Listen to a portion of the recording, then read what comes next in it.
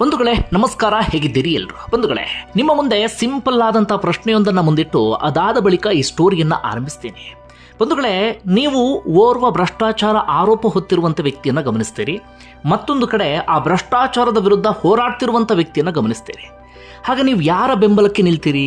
ಸಹಜವಾಗಿ ನಾವೆಲ್ಲರೂ ಕೂಡ, ಆತ್ಮಸಾಕ್ಷಿ ಇದ್ದಂಥವರೆಲ್ಲರೂ ಕೂಡ ಭ್ರಷ್ಟಾಚಾರದ ವಿರುದ್ಧ ಹೋರಾಡ್ತಿರುವಂಥವರ ಪರವಾಗಿ ನಿಂತ್ಕೊಳ್ತೀವಿ.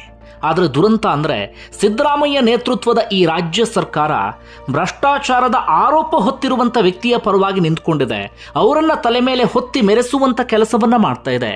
ಈ ಭ್ರಷ್ಟಾಚಾರದ ವಿರುದ್ಧ ಹೋರಾಡ್ತಿದ್ದಾರಲ್ಲ ದಕ್ಷ ಅಧಿಕಾರಿ, ಅವರನ್ನ ಮನೆಗೆ ಕಳಿಸುವಂತ ಕೆಲಸವನ್ನ ಮಾಡಿದೆ. ಏನು ಹೇಳಬೇಕು ಅನ್ನೋದು ಅರ್ಥ ಆಗ್ತಿಲ್ಲ. ಯಾಕೆ ಈ ವಿಚಾರವನ್ನು ಇಲ್ಲಿ ಪ್ರಸ್ತಾಪ ಮಾಡ್ತಿದ್ದೀನಿ ಅಂದರೆ, KPSCಗೆ ಸಂಬಂಧಪಟ್ಟ ಹಾಗೆ KPSCಯ ಕರ್ಮಕಾಂಡ ನಿಮ್ಮೆಲ್ಲರಿಗೂ ಕೂಡ ಗೊತ್ತೇ ಇದೆ. ಈ KPSCಯಲ್ಲಿ ಭ್ರಷ್ಟಾಚಾರದ ಆರೋಪವನ್ನು ಹೊತ್ತಿರೋರು ಯಾರಪ್ಪ ಅಂದ್ರೆ ಅಧ್ಯಕ್ಷರಾಗಿರುವಂಥ ಶಿವಶಂಕರಪ್ಪ ಸಾಹುಕಾರ್. ಅವರ ವಿರುದ್ಧ ಪರೀಕ್ಷಾರ್ಥಿಗಳು ಅಂದ್ರೆ ಅಭ್ಯರ್ಥಿಗಳೆಲ್ಲರೂ ಕೂಡ ತಿರುಗಿ ಬಿದ್ದಿದ್ದಾರೆ. ಅವರನ್ನ ವಜಾಗೊಳಿಸಬೇಕು ಅಂತ ಒತ್ತಾಯಿಸ್ತಾ ಇದ್ದಾರೆ. ಆದರೆ ಅವರನ್ನ ತಲೆ ಮೇಲೆ ಹೊತ್ತಿ ಮೆರೆಸುವಂತ ಕೆಲಸವನ್ನ ರಾಜ್ಯ ಸರ್ಕಾರ ಮಾಡ್ತಾ ಇದೆ. ಅವರ ಮೇಲೆ ಯಾಕೆ ಈ ಪರಿಯಾದಂಥ ಪ್ರೀತಿ, ಮಮತೆ, ಅನುಕಂಪ, ಇದು ಅರ್ಥ ಆಗ್ತಿಲ್ಲ. ಅವರ ವಿರುದ್ಧ ಹೋರಾಟವನ್ನ ಮಾಡ್ತಿರುವಂತ, ಹಾಗೆ KPSCಯಲ್ಲಿ ಪಾರದರ್ಶಕತೆಯನ್ನು ತರೋದಕ್ಕೆ ಪ್ರಯತ್ನ ಪಡ್ತಿರುವಂತ, ಅಥವಾ KPSCಯನ್ನು ಸರಿದಾರಿಗೆ ತರೋದಕ್ಕೆ ಒಂದಷ್ಟು ಪ್ರಯತ್ನವನ್ನ ಹಾಕ್ತಿರುವಂತ ಖಡಕ್ IAS ಅಧಿಕಾರಿ, KPSC ಕಾರ್ಯದರ್ಶಿ ಆಗಿರುವಂತ ಲತಾ ಕುಮಾರಿ ಅವರನ್ನ ಮನೆಗೆ ಕಳಿಸುವಂತ ಕೆಲಸವನ್ನ ರಾಜ್ಯ ಸರ್ಕಾರ ಮಾಡಿದೆ.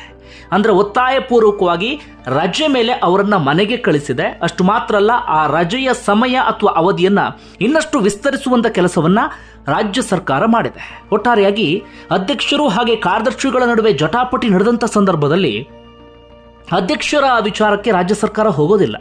ಅವರ ವಿರುದ್ಧ ಯಾವುದೇ ಕ್ರಮವನ್ನು ತೆಗೆದುಕೊಳ್ತಾ ಇಲ್ಲ. ಅಟ್ಲೀಸ್ಟ್ ಅಷ್ಟೆಲ್ಲ ಆರೋಪ ಬಂದ ಸಂದರ್ಭದಲ್ಲಿ ಏನು ಅಂತನಾದ್ರೂ ಪರಿಶೀಲಿಸಬೇಕಲ್ಲ, ಆ ಕೆಲಸವನ್ನು ರಾಜ್ಯ ಸರ್ಕಾರ ಮಾಡ್ತಾ ಇಲ್ಲ. ಅದರ ಬದಲಾಗಿ ಯಾರಾದರೂ ದಕ್ಷ IAS ಅಧಿಕಾರಿ ಅವರ ವಿರುದ್ಧ ಹೋರಾಡ್ತಾ ಇದ್ರೆ ಅವ್ರನ್ನ ಎತ್ತಂಗಡಿ ಮಾಡೋದು, ಅವ್ರನ್ನ ಮನೆ ಕಳಿಸೋದು, ಇಂತಹ ಕೆಲಸವನ್ನು ರಾಜ್ಯ ಸರ್ಕಾರ ಮಾಡ್ತಾ ಇದೆ. ಈ ಹಿಂದೆಯೂ ಕೂಡ ಅಷ್ಟೇ ಓರ್ವ ದಕ್ಷ IAS ಅಧಿಕಾರಿ KPSCಗೆ ಕಾರ್ಯದರ್ಶಿಯಾಗಿ ಬಂದಿದ್ರು, ವಿಕಾಸ್ ಸುರಲ್ಕರ್ ಅಂತೇಳಿ. ಅವರನ್ನ ವರ್ಗಾವಣೆ ಮಾಡಿ ಆಯಿತು. ಅದಾದ ಬಳಿಕ ಲತಾ ಕುಮಾರಿ ಅವರ ಪ್ಲೇಸಿಗೆ ಬಂದರು. ಅವರನ್ನ ಮನೆಗೆ ಕಳಿಸುವಂತ ಕೆಲಸವನ್ನ ಮಾಡಿದೆ. ಇನ್ನೊಂದು ಸ್ವಲ್ಪ ದಿನಕ್ಕೆ ಅವರನ್ನು ವರ್ಗಾವಣೆ ಮಾಡಬಹುದು ಎನ್ನುವಂತ ಮಾತುಗಳು ಕೇಳಿ ಬರ್ತಾ ಇದೆ. ಇದು ಯಾವ ರಾಜ್ಯ ಸರ್ಕಾರ? ಇವರು ಯಾವ ರೀತಿಯಾಗಿ ಭ್ರಷ್ಟರ ಪರವಾಗಿ ಎಲ್ರಿಗೂ ಕಣ್ಣಿಗೆ ಕಾಣುವಂತೆ ನಿಂತ್ಕೊಳ್ತಾರೆ? ಇದು ಅರ್ಥ ಆಗ್ತಾ ಇಲ್ಲ. ಹಾಗೆ ಇನ್ನೊಂದು ವಿಚಾರವನ್ನ ಪ್ರಸ್ತಾಪ ಮಾಡ್ತೀನಿ, ಹಾಗೆ ನಿಮಗೆ ಸಿಂಪಲ್ ಆಗಿ ಅರ್ಥ ಆಗುತ್ತೆ ಏನಾಗ್ತಿದೆ KPSCಯಲ್ಲಿ ಅಂತ. ಬಂಧುಗಳೇ, ನೀವು ಪೋಷಕರು ಅಂದ್ಕೊಳ್ಳಿ, ಮಗನೋ ಮಗಳೋ ಇರ್ತಾರೆ ನಿಮಗೆ. ನೀವು ಯಾವುದೋ ಒಂದು ಗ್ರಾಮೀಣ ಭಾಗದಲ್ಲಿ ಇರ್ತೀರಿ, ಹೇಳ್ಕೊಳ್ಳುವಂಥ ಜಮೀನು, ಹೊಲ ಅಥವಾ ಕೆಲಸ ಅದ್ಯಾವುದು ಕೂಡ ಇರೋದಿಲ್ಲ. ಆದರೆ ನಿಮ್ಮ ಮಗನೋ ಅಥವಾ ಮಗಳು ಸರ್ಕಾರಿ ಹುದ್ದೆಯನ್ನು ಪಡಿಬೇಕು ಎನ್ನುವಂಥ ಆಸೆ ನಿಮಗಿರುತ್ತೆ. KS ಅಧಿಕಾರಿ ಆಗಬೇಕು ಅಥವಾ ಇನ್ನೊಂದು ಯಾವುದೋ ಹುದ್ದೆಯನ್ನು ಪಡಿಬೇಕು ಎನ್ನುವಂಥ ಆಸೆ ಇರುತ್ತೆ. ನಿಮಗೆ ಬರ್ತಿದ್ದಂಥ ಕಡಿಮೆ ದುಡಿಮೆಯಲ್ಲಿ ಎಲ್ಲೋ ಕೂಲಿ ನಾಲಿ ಮಾಡ್ತಾ ಇರ್ತೀರಿ, ಇನ್ನೇನೋ ಮಾಡ್ತಾ ಇರ್ತೀರಿ. ಅದರಲ್ಲಿ ಸ್ವಲ್ಪವೇ ಹಣವನ್ನು ಉಳಿಸಿ ಮಗ ಅಥವಾ ಮಗಳ ಕನಸನ್ನು ನನಸು ಮಾಡಬೇಕು, ಸರ್ಕಾರಿ ಹುದ್ದೆಯನ್ನು ಕೊಡಿಸಬೇಕು ಅಂತ ಒದ್ದಾಡ್ತೀರಿ. ನಿಮ್ಮ ಮಗನೋ ಅಥವಾ ಮಗಳನ್ನು ಸಿಟಿಗೆ ಕಳಿಸ್ತೀರಿ. ಪಾಪ ನಿಮ್ಮ ಮಗ ಅಥವಾ ಮಗಳು ಇಲ್ಲಿ ಸಿಟಿಗೆ ಬಂದು ಹಗಲೂ ರಾತ್ರಿ ಅನ್ನೋದೇ ಕಷ್ಟಪಟ್ಟು ಹೊಟ್ಟೆ ಬಟ್ಟೆ ಕಟ್ಟಿ ಎಲ್ಲ ಓದ್ತಾರೆ. ಆದರೆ ಅಂತಿಮವಾಗಿ ಸರ್ಕಾರಿ ಪರೀಕ್ಷೆ ನಡೆಸುವಂಥ KPSCಯಲ್ಲಿ ಲಂಚಕ್ಕೆ ಬೇಡಿಕೆ ಇಟ್ಟರೆ, ಭ್ರಷ್ಟಾಚಾರವನ್ನು ಮಾಡೋದಕ್ಕೆ ಶುರು ಮಾಡಿಕೊಂಡ್ರೆ, ಸರಿಯಾದ ರೀತಿಯಲ್ಲಿ ಪರೀಕ್ಷೆನ ನಡೆಸದೇ ಇದ್ದರೆ, ಅಥವಾ ಪರೀಕ್ಷೆ ನಡೆಸಿಯೂ ಕೂಡ ಫಲಿತಾಂಶವನ್ನು ಹೊರಗಿಡುವುದೇ ಇದ್ದರೆ, ನಿಮ್ಮ ಮಗ ಅಥವಾ ಮಗಳ ಪರಿಸ್ಥಿತಿ ಹೇಗಾಗ್ಬೇಡ, ಅದು ಎಷ್ಟರ ಮಟ್ಟಿಗಿನ ಫ್ರಸ್ಟ್ರೇಷನ್ಗೆ ಅವ್ರು ಒಳಗಾಗ್ಬೇಡ. ಜೊತೆಗೆ ನೀವು ಎಂತಹ ಒತ್ತಡಕ್ಕೆ ಸಿಕ್ಕಾಕೊಳ್ಬೇಡ. 2 ವರ್ಷ 3 ವರ್ಷ 4 ವರ್ಷ ನಿರಂತರವಾಗಿ ಸರ್ಕಾರಿ ಕೆಲಸಕ್ಕೋಸ್ಕರ ಕಾಯ್ತಾನೆ ಇರ್ತಾರೆ, ಬೇರೆ ಕೆಲಸ ಮಾಡ್ತಾನೆ ಇರೋದಿಲ್ಲ. ಆದರೆ ಸರ್ಕಾರಿ ಪರೀಕ್ಷೆ ನಡೆಸುವಂಥ KPSC ಈ ರೀತಿಯಾಗಿ ಭ್ರಷ್ಟಾಚಾರದಲ್ಲಿ ಮುಳುಗೇಳ್ತಾ ಇದ್ರೆ ನಿಮ್ಮ ಪರಿಸ್ಥಿತಿಯನ್ನು ಊಹೆ ಮಾಡಿಕೊಳ್ಳೋಕ್ಕೂ ಸಾಧ್ಯ ಆಗೋದಿಲ್ಲ. ಸದ್ಯ KPSCಯಲ್ಲಿ ಆಗ್ತಿರೋದು ಕೂಡ ಅದೇ. ಸರ್ಕಾರಿ ಹುದ್ದೆಯನ್ನು ಪಡಿಬೇಕು ಅಂತ ಅದೆಷ್ಟೋ ಆಕಾಂಕ್ಷಿಗಳು ಪ್ರತಿದಿನ ಕಷ್ಟಪಡ್ತಾ ಇದ್ದಾರೆ. ಆದರೆ ಪರೀಕ್ಷೆ ನಡೆಸುವಂಥ KPSC ಮಾತ್ರ ಕಂಡವರ ಹಣಕ್ಕೆ ನಾಲಿಗೆ ಚಾಚ್ತಾ ತನ್ನ ವೈಯಕ್ತಿಕ ಪ್ರತಿಷ್ಠೆಗೋಸ್ಕರ ಇರುವಂಥ ಅಲ್ಲೊಂದಷ್ಟು ಮಂದಿ ಎಲ್ಲವನ್ನು ಕೂಡ ಹಾಳುಗೆಡುವಂಥ ಕೆಲಸವನ್ನು ಮಾಡ್ತಿದ್ದಾರೆ. KPSCಯಲ್ಲಿ ಏನಾಗ್ತಿದೆ ಅನ್ನೋದು ಸಿಂಪಲ್ ಆಗಿ ಹೇಳ್ತಾ ಹೋಗ್ತೀನಿ. ಒಂದು, KPSCಯಲ್ಲಿ ಅದಕ್ಷತೆ, ಅಲ್ಲಿಯ ಕಾರ್ಯನಿರ್ವಹಣೆ ಬಗ್ಗೆ ನಿಮ್ಮೆಲ್ಲರಿಗೂ ಕೂಡ ಗೊತ್ತೇ ಇದೆ. ಲಂಚಾವತಾರ, ಹಣ ಕೊಟ್ಟಂಥವ್ರಿಗೆ ಹುದ್ದೆ ಕೊಡೋದು, ಇಲ್ಲ ಅಂತಂದ್ರೆ ಅವರಿಗೆ ಹುದ್ದೆ ನೀಡದೇ ಇರೋದು, ಸರಿಯಾದ ರೀತಿಯಲ್ಲಿ ಪರೀಕ್ಷೆ ನಡೆಸ್ತಾ ಇರೋದು, ಪರೀಕ್ಷೆಗೆ ಸಂಬಂಧಪಟ್ಟ ಹಾಗೆ ನೋಟಿಫಿಕೇಶನ್ ಹೊಡಿಸ್ತಾ ಇರೋದು, ಪರೀಕ್ಷೆ ನಡೆಸಿದ್ರು ಕೂಡ ಫಲಿತಾಂಶವನ್ನು ಬಿಡದೇ ಇರೋದು, ಇದೆಲ್ಲವೂ ಕೂಡ ಹಿಂದಿನಿಂದ ನಡ್ಕೊಂಡು ಬರ್ತಾನೆ ಇದೆ. ಕೋರ್ಟ್ ಪದೇ ಚೀಮಾರಿ ಹಾಕಿದ್ರೂ ಕೂಡ ಅಲ್ಲಿಯ ವ್ಯವಸ್ಥೆ ಮಾತ್ರ ಈ ಕ್ಷಣಕ್ಕೂ ಬದಲಾಗ್ತಾನೆ ಇಲ್ಲ. ಆ KPSCನೇ ಕಿತ್ತೊಗಿಬೇಕು ಎನ್ನುವಂಥ ಪರಿಸ್ಥಿತಿ ಬಂದುಬಿಟ್ಟಿದೆ. UPSCನೇ ಇಲ್ಲಿ ರಾಜ್ಯದ ಒಂದಷ್ಟು ಪರೀಕ್ಷೆಗಳನ್ನು ನಡೆಸಬೇಕಾದಂಥ ಪರಿಸ್ಥಿತಿ ಬಂದುಬಿಟ್ಟಿದೆ. ಅಂತಹ ಕರ್ಮಕಾಂಡದಲ್ಲಿ ಮುಳುಗೇಳ್ತಾ ಇದೆ ಈ KPSC. ಇದು ಹಿಂದಿನಿಂದಲೂ ಕೂಡ ಇರೋದು. ಈಗ ಹೊಸ ವಿಚಾರ ಏನಪ್ಪಾ ಅಂದ್ರೆ KPSC ಅಧ್ಯಕ್ಷರಾಗಿರುವಂತ ಶಿವಶಂಕರಪ್ಪ ಸಾಹುಕಾರ್ ಇವರಿಂದ ಸಮಸ್ಯೆ ಆಗ್ತದೆ.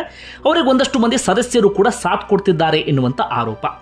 ಈ ಶಿವಶಂಕರಪ್ಪ ಸಾಹುಕಾರ್ 2021ರಲ್ಲಿ ಬೊಮ್ಮಾಯಿ ಮುಖ್ಯಮಂತ್ರಿ ಆದಾಗ KPSC ಅಧ್ಯಕ್ಷರಾಗಿ ನೇಮಕ ಆಗ್ತಾರೆ. ಅವರು ಗುತ್ತಿಗೆ ಆಧಾರದಲ್ಲಿ ಎಲ್ಲೋ ಕೆಲಸ ಮಾಡ್ತಾ ಇದ್ದಂಥವ್ರು. KPSC ಅಧ್ಯಕ್ಷರಾಗೋದಕ್ಕೆ ಇಂಥದ್ದೇ ಅಂತ ಅರ್ಹತೆ ಇರಬೇಕಾಗತ್ತೆ. ಆದ್ರೆ ಅದು ಯಾವ ಅರ್ಹತೆಯೂ ಕೂಡ ಇರಲಿಲ್ಲ. ಆದರೂ ಕೂಡ ಶಿವಶಂಕರಪ್ಪ ಸಾಹುಕಾರ್ ಎನ್ನುವಂಥ ವ್ಯಕ್ತಿಯನ್ನ KPSC ಅಧ್ಯಕ್ಷರನ್ನಾಗಿ ತಂದು ಕೂರಿಸಲಾಯಿತು. ಯಾಕೆ ಗೊತ್ತಿಲ್ಲ. ಆಗ ಕೇಳಿ ಬಂದಂತ ಆರೋಪ ಏನಪ್ಪಾ ಅಂದ್ರೆ BS ಯಡಿಯೂರಪ್ಪನವರ ಮಗ ಈಗಿನ BJP ರಾಜ್ಯಾಧ್ಯಕ್ಷ ವಿಜೇಂದ್ರ ಅವರಿಗೆ ಎಷ್ಟೋ ದುಡ್ಡು ಕೊಟ್ಟಿದ್ರಂತೆ, ಲಂಚ ಕೊಟ್ಟು ಆ ಹುದ್ದೆ ಬಂದು ಕುತ್ಕೊಂಡ್ರು ಎನ್ನುವಂತ ಆರೋಪ. ಸತ್ಯ ಏನು ಸುಳ್ಳು ಎಷ್ಟು ಅದು ಗೊತ್ತಿಲ್ಲ ಬಿಡಿ. ಒಟ್ಟಾರೆಯಾಗಿ ಆ ಹುದ್ದೆಯನ್ನು ಅಲಂಕರಿಸಿದ್ರು. ಯಾವುದೇ ಅರ್ಹತೆ ಇಲ್ಲದೆ ಹುದ್ದೆಯನ್ನು ಅಲಂಕರಿಸಿದ್ರು ಅಂದ್ರೆ ನಿಮ್ಮೆಲ್ಲರಿಗೂ ಕೂಡ ಗೊತ್ತಾಗುತ್ತೆ ಯಾವ ರೀತಿಯಾಗಿ ಅವರಿಗೆ ಹುದ್ದೆ ಒಲಿದಿರಬಹುದು ಅಂತ.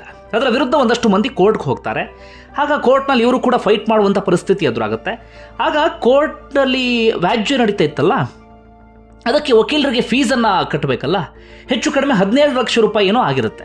ಆ 17 ಲಕ್ಷ ರೂಪಾಯಿಯನ್ನು ಈ ಶಿವಶಂಕರಪ್ಪ ಸಾಹುಕಾರ್ ಏನು ಮಾಡ್ತಾರೆ ಗೊತ್ತಾ, ಈ KPSCಯಿಂದ ಹಣವನ್ನು ತಗೊಂಡು ತಮ್ಮ ವೈಯಕ್ತಿಕ ಕಾನೂನು ಹೋರಾಟಕ್ಕೆ ಹಣವನ್ನು ಕಟ್ಟಬೇಕು ಅಂತ ಹೋಗ್ತಾರೆ. ಆಗ KPSCಯಲ್ಲಿ ಕಾನೂನು ಘಟಕ ಅಥವಾ ಕಾನೂನು ಕೋಶದ ಮುಖ್ಯಸ್ಥರಾಗಿದ್ದಂಥ ಹೊಸಗೌಡರ್ ಅಂತ ಒಬ್ರು ಇರ್ತಾರೆ. ಅವರು ಅದಕ್ಕೆ ವಿರೋಧವನ್ನು ವ್ಯಕ್ತಪಡಿಸ್ತಾರೆ. ಸ್ವಾಮಿ, ನಿಮ್ಮ ವೈಯಕ್ತಿಕವಾದಂಥ ಫೈಟ್ ಇದು, ವೈಯಕ್ತಿಕ ವಿಚಾರ. ಈ ಆಯೋಗದ ಹಣವನ್ನು ಯಾಕೆ ತಗೊಳ್ತೀರಿ? ಇದು ಸರ್ಕಾರದ ಹಣ. ಸರ್ಕಾರದ 17 ಲಕ್ಷ ರೂಪಾಯಿ ಹಣವನ್ನು ತೆಗೆದುಕೊಳ್ಳೋಕೆ ನಿಮ್ಗೆ ಎಲ್ಲ ಹಕ್ಕಿದೆ ಅಂತ ಹೇಳಿ ಅವ್ರು ಪ್ರಶ್ನೆ ಮಾಡ್ತಾರೆ. ಜೊತೆಗೆ ಅದಕ್ಕೆ ಅಡ್ಡ ಬರ್ತಾರೆ. ಆಗ ಅವ್ರು ಮಾಡಿದಂಥ ಕೆಲಸ ಏನು ಗೊತ್ತಾ, ಹೊಸಗೌಡರಿಂದ ಒತ್ತಾಯಪೂರ್ವಕವಾಗಿ ರಾಜೀನಾಮೆ ತಗೊಂಡು ಅವರನ್ನು ಮನೆಗೆ ಕಳಿಸುವಂಥ ಕೆಲಸವನ್ನು ಮಾಡಲಾಯಿತು.